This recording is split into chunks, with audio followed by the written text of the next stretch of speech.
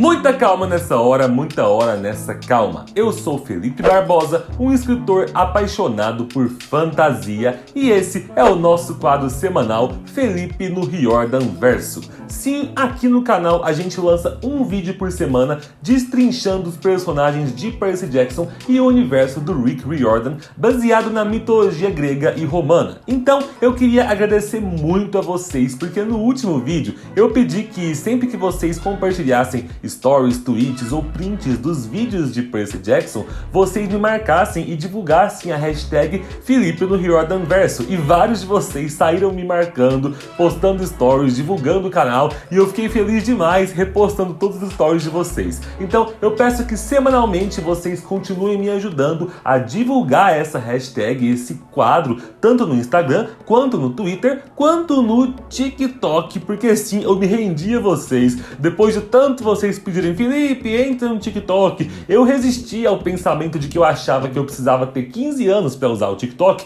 e acabei de criar a minha conta lá. Já comecei a postar alguns conteúdos curtinhos sobre Percy Jackson com curiosidades sobre os personagens. Então entrem no link aqui embaixo e me sigam lá, porque eu acabei de começar e preciso do apoio de vocês. Na verdade, cambada, me sigam aí em todas as redes sociais, TikTok, Instagram, Twitter, porque é de graça, gente. Se você pode conversar sobre Percy Jackson comigo em todas as redes sociais possíveis, por que não? Sem mais delongas, vamos falar da filha de Athena, a dona do coração do menino Perseu, senhorita Annabeth Chase. Bora lá então!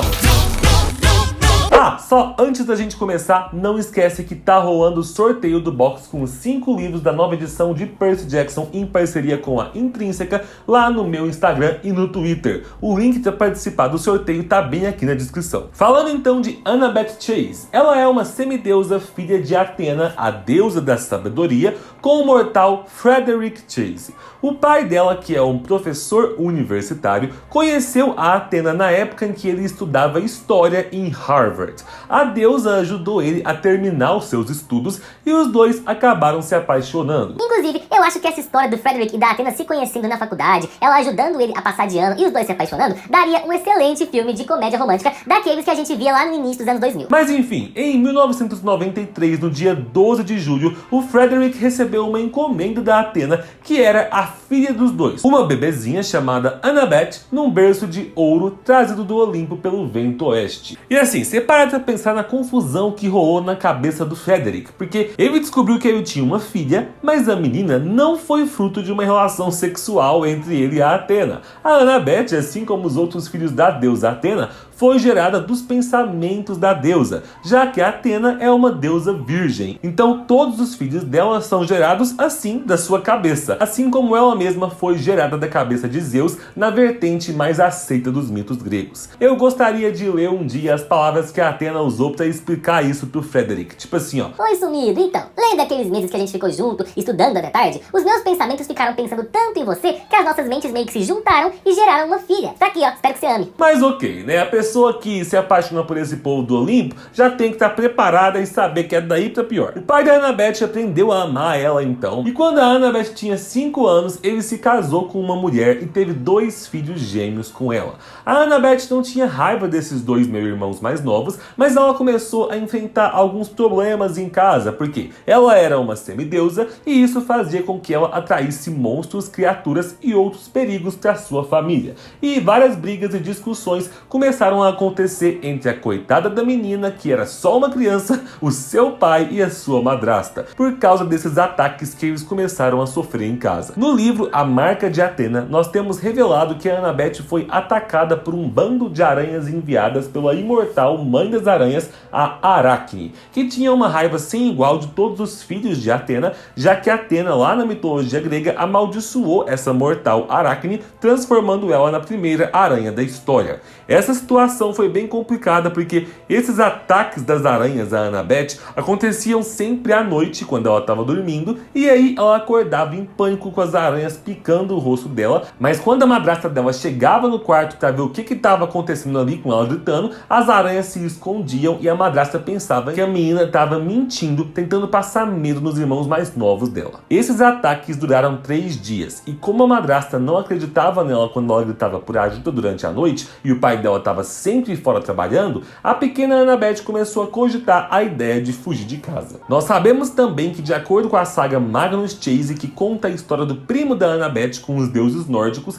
que quando ela tinha 7 anos, ela e o pai foram visitar o seu tio Randolph e a irmã, tia Natalie, que é mãe do Magnus, durante o dia de ação de graças, e que houve uma grande discussão entre o pai e os tios dela, que acabou gerando um desentendimento permanente entre os irmãos, entre toda a família por muitos anos. Ou seja, distanciada dos parentes, desacreditada pela madrasta e trazendo tantos problemas para a vida do pai, a Annabeth acabou fugindo de casa aos 7 anos, acreditando que a família dela inteira tinha ódio por ela. Durante meses ela se virou sozinha na rua, sendo atacada por monstros e tendo que lutar com eles como ela podia. Até que um dia ela encontrou 2 meios-sangues mais velhos, uma menina de 12 anos chamada Thalia Grace e um menino de 14 anos chamado Luke Castellan, que também estavam fugindo de monstros. O Luke e a Thalia acolheram a Annabeth como uma família e o menino deu para ela de presente uma faca de bronze para que ela pudesse se defender dos monstros. Os 3 saíram juntos então em fuga por muito tempo, lutando contra monstros e se escondendo em diferentes locais ao longo da costa leste, se acampando com seus sacos de dormir, sempre equipados com as suas armas caso eles fossem atacados.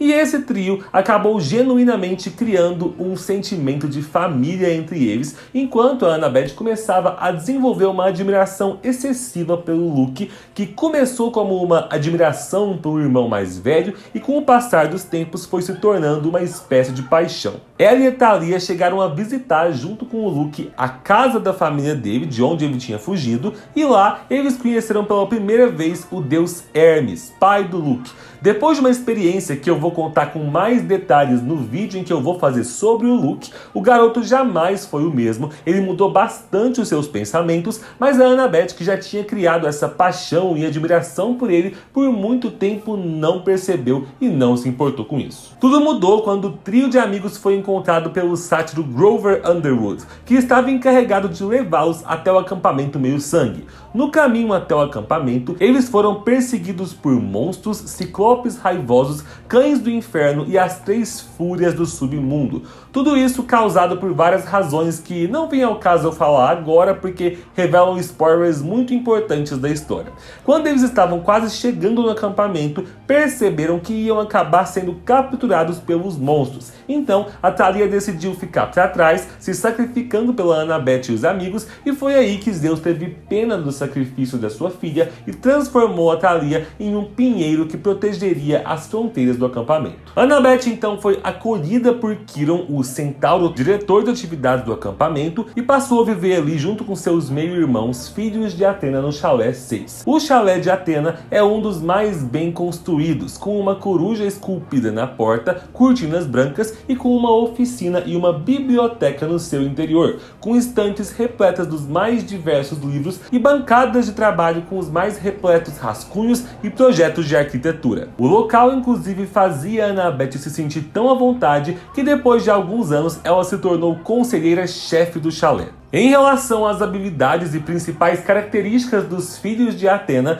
todos eles se destacam em atividades intelectuais e são excelentes estrategistas de guerra. Eles são mestres inventores, tendo habilidades instintivas em arquitetura, forja e tecelagem, e lidam muito bem com qualquer tipo de armamento para batalha. E uma das habilidades que alguns deles têm, e a Annabeth é uma dessas, é uma memória auditiva excepcional, sendo que eles nunca se esquecem de algo que eles ouvem, seja uma fala de alguém, instruções para alguma coisa ou uma profecia. E quantos filhos de Atena aparecem nas séries de livros do universo Percy Jackson? Bom, não muitos, para ser sincero, já que a Atena é uma deusa virgem, então ela não sai por aí fazendo tantos filhos quanto os outros deuses. Nós temos ali os meio-irmãos da Annabeth, que dividem o chalé com ela, e sabemos que no primeiro livro, Percy Jackson e o Ladrão de Raios, tinham em torno de umas 12 crianças que viviam no chalé. Dentre esses semideuses, o único que ganha algum destaque em alguns momentos ao longo dos livros é o Malcolm Pace, que ali no chalé tem o cargo de segundo em comando, abaixo da conselheira-chefe, que é a Annabeth. É ele quem lidera os seus irmãos do chalé, por exemplo, na grande batalha que acontece em O Último Olimpiano, já que naquela ocasião a Annabeth estava junto com Percy. Outros filhos de Athena que também são citados ao longo da saga são George Washington, que foi presidente dos Estados Unidos e supostamente seria um semideus, filho da deusa da sabedoria, o escultor francês Frédéric Bartholdi, que de acordo com a Annabeth projetou a Estátua da Liberdade se baseando na representação da sua mãe, Atena, e Erictônio, que na mitologia, segundo algumas versões dos mitos, teria sido um filho que Atena teve ao unir seus pensamentos com o deus Hefesto. Mas existem muitas variações dessa história e eu vou falar dela melhor no vídeo que eu ainda vou trazer sobre a deusa Atena. Nós podemos dizer então que depois da Annabeth, o semideus filho de Atena com mais destaque na saga é o Dédalo, o inventor do labirinto. Dédalo foi um gênio à frente do seu tempo e é um dos poucos semideuses adultos mostrados na série. Ele era conhecido por ser um polímata, que é um indivíduo que estuda e adquire conhecimento vasto sobre muitas ciências. E quem já leu os livros sabe que ele tem uma participação muito importante no quarto livro da primeira saga, e eu falo um pouquinho mais disso daqui a pouco na parte com spoilers do vídeo. E bom, tendo falado aqui já da família dela como um todo, de seus pais e de seus irmãos, nos resta falar do relacionamento mais importante que a Annabeth tem na série, que é o seu grande amor, Percy Jackson. No início do livro Ladrão de Raios, a Annabeth conhece o Percy depois que ele acabou de derrotar o Minotauro, e logo projeta nele as suas esperanças de que ele possa ser aquele que estava destinado a levá-la na sua primeira missão. Ela é um tanto fria e dura com o Percy no começo, principalmente porque ela acha que eles não podem ser amigos devido à rivalidade que existe entre seus pais, Poseidon e Atena. Mas nada que uma boa missão em busca de um raio roubado, enfrentando um monte de monstros aí pelo caminho, não resolva. Os dois se tornam amigos e isso vai aumentando a cada livro, embora ela tenha sempre muito medo e receio de demonstrar os sentimentos que ela nutre por ele. Tem um trecho no livro Os Arquivos do Semideus em que tem uma entrevista da Annabeth onde perguntam para ela sobre o que ela acha do Percy, e eu acho que vale a pena ler a resposta que ela dá. Ele é corajoso, tem senso de humor, é bonito, mas não ouse contar isso a ele. Onde eu estava? Ah, sim, ele tem muitas coisas a seu favor, mas ele é tão lento. Essa é a palavra. Quer dizer, ele não enxerga coisas realmente óbvias, por exemplo, o modo como as pessoas se sentem, mesmo quando você dá pistas a ele e é totalmente explícito. O quê? Não me refiro a alguém ou algo em particular, só estou dando um depoimento geral. E embora esses sentimentos vão só crescendo a cada livro, o relacionamento dos dois muitas vezes encontra algumas barreiras devido ao fato da Annabeth ainda ter aquela paixão pelo Luke. Eu ainda não posso dar spoilers muito relevantes nessa parte do vídeo aqui, mas a gente sabe que o Luke foi o grande primeiro interesse amoroso da Annabeth antes do Percy, e que ela teve muita dificuldade em lidar com as coisas que aconteceram com ele ao redor da saga. Mas felizmente, conforme a saga dos Olimpianos avança, Percy e Annabeth acabam deixando seus sentimentos um pelo outro transparecerem, e ela é quem toma a iniciativa de dar nele o seu primeiro beijo quando ela estava desesperada achando que ele podia morrer numa das batalhas que enfrentaram no quarto livro. Enfim, pra gente fechar o assunto sobre a Annabeth, antes de eu ir pra parte final com os spoilers maiores, é importante lembrar que ela é uma das personagens mais fortes da saga, desde quando era uma criança que precisou fugir de casa. A gente enxerga um amadurecimento muito grande na personagem ao longo de todas as sagas, mas a essência dela e o coração leal que ela tem permanecem os mesmos. Mesmo que ela saiba que ela tende a ser sempre muito orgulhosa, ela sempre confia nos seus amigos e espera o melhor deles. Mesmo que para o restante das pessoas algumas situações estejam perdidas, ela mantenha confiança nos amigos até o fim. Beleza, agora você que não leu todos os livros do autor e não quer tomar spoiler de nenhuma saga, talvez seja melhor sair desse vídeo assim que tiver deixado o seu like aqui, o seu comentário e clicado no link para participar do sorteio, porque nessa parte final eu vou comentar brevemente sobre toda a jornada da Annabeth ao longo de todos os livros, e mesmo mesmo que eu não vá dar detalhes muito específicos de cada livro, eu vou acabar entregando algumas revelações importantes da história. Começando pela saga Percy Jackson e os Olimpianos. Na maior parte desses livros aqui, a Annabeth surge como companheira do Percy nas suas missões. Ela fica responsável de apresentar para ele algumas partes do acampamento Meio-Sangue quando ele chega no Ladrão de Raios e acompanha ele na sua missão em busca do Raio Mestre de Zeus, assim como em O Mar de Monstros, quando ela e o Percy partem na intenção de salvar o seu amigo Sátiro Grover. No final desse segundo livro, ao mesmo tempo em que ela está se sentindo muito mal por saber que o Luke é o inimigo principal deles agora, servindo ao Titã Cronos, ela também recupera a sua velha amiga, já que a Thalia é trazida de volta de sua forma de pinheiro graças às propriedades do Velocino de Ouro. Já em A Maldição do Titã, a Annabeth desaparece depois de cair num abismo junto com o Mantícore e o Dr. Espinheiro numa luta contra ele. Ela é aprisionada por ele e pelo Titã Atlas e forçada a carregar o céu nos seus ombros por um tempo, mas felizmente ela e a deusa Artemis são resgatadas por Percy e pelas caçadoras. Em A Batalha do Labirinto, ela desempenha um papel muito importante porque ela é a líder da missão até o Labirinto de Dédalo,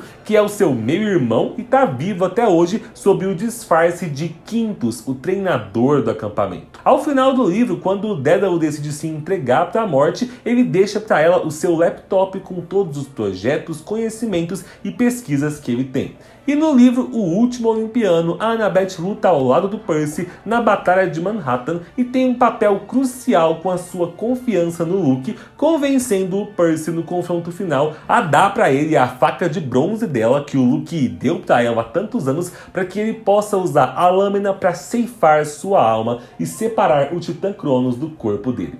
Ao final, os deuses ficam tão agradecidos que permitem que Annabeth projete toda a arquitetura de uma nova cidade para eles no Monte Olimpo. E eu confesso que quando eu leio essa parte no livro, eu fico muito assim, ó, olha que desproporcional, né? Percy, você lutou por nós, você pode virar um deus se você quiser. E Annabeth, você lutou por nós, você vai ganhar a honra de exercer um trabalho não remunerado, reconstruindo a nossa casa destruída, para que a gente não tenha que pagar um arquiteto de verdade. Mas ok, a gente releva. E é muito bonitinho ver como a Annabeth fica empolgada com a possibilidade de exercer aí suas habilidades de arquiteta e também como ela fica feliz quando Percy recusa virar um deus. Eu imagino inclusive ela sorrindo igual a Megra lá naquela cena de Hércules da Disney. Assim como Percy, ela também aparece nos contos que existem entre as sagas, tanto em Os Arquivos do Semideus quanto em Os Diários do Semideus. Depois disso, na saga Heróis do Olimpo, a gente acompanha ela super preocupada no livro O Herói Perdido, porque o namorado dela, Percy Jackson, tá desaparecido.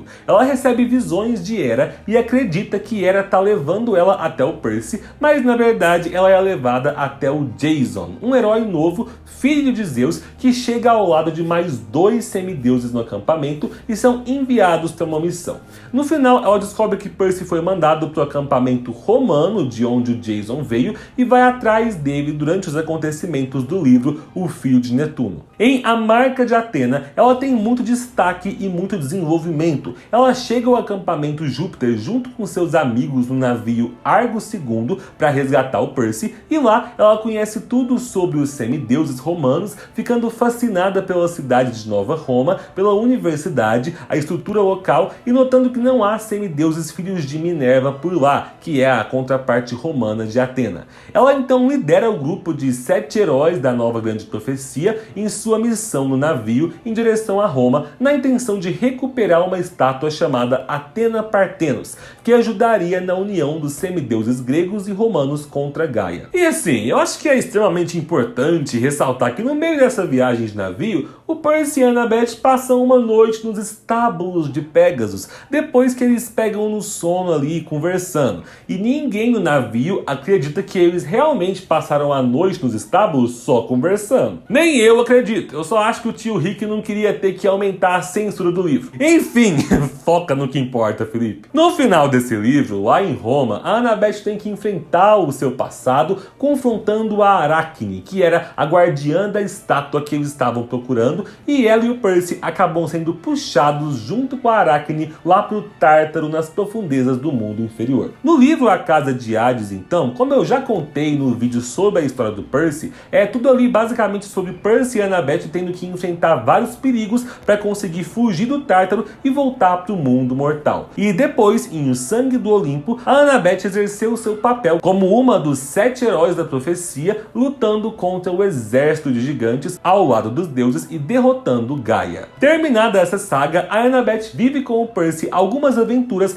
ao lado dos irmãos Carter e Sadie Kane, conhecendo o lado da mitologia egípcia que ela ainda desconhecia. Nos contos, o filho de Sobek, o cajado de Serapis e a coroa de Ptolomeu. E sobre esses contos, nós falaremos deles nos futuros vídeos em que formos destrinchar a saga das Crônicas dos Kane. Depois disso, lembra da briga que houve entre o pai da Annabeth e os tios dela quando ela era criança? Então, na saga Magnus Chase, ela e o pai vão à procura do primo dela, Magnus, em Boston, depois de ficarem sabendo que o menino desapareceu desde que a mãe dele, a tia Natalie, morreu. Ao longo dessa saga, ela e o Magnus conversam e compartilham sobre suas vidas um com o outro. Ela descobrindo sobre a existência dos deuses nórdicos e ele descobrindo sobre os deuses gregos e romanos. E ela aparece em todos os livros como uma figurante pequena, dando dicas e auxílios para o seu primo em algumas cenas. E na saga As Provações de Apolo, por mais que ela seja mencionada algumas vezes pelos personagens, ela não aparece, quer dizer,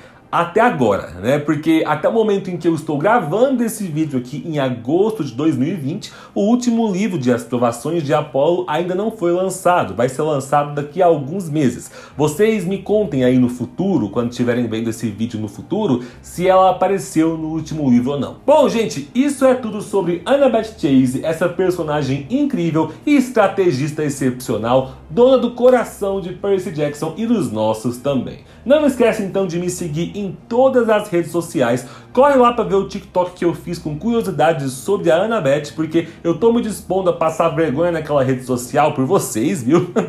O link tá aqui embaixo, inclusive. Muito obrigado pela companhia, um beijo e tchau!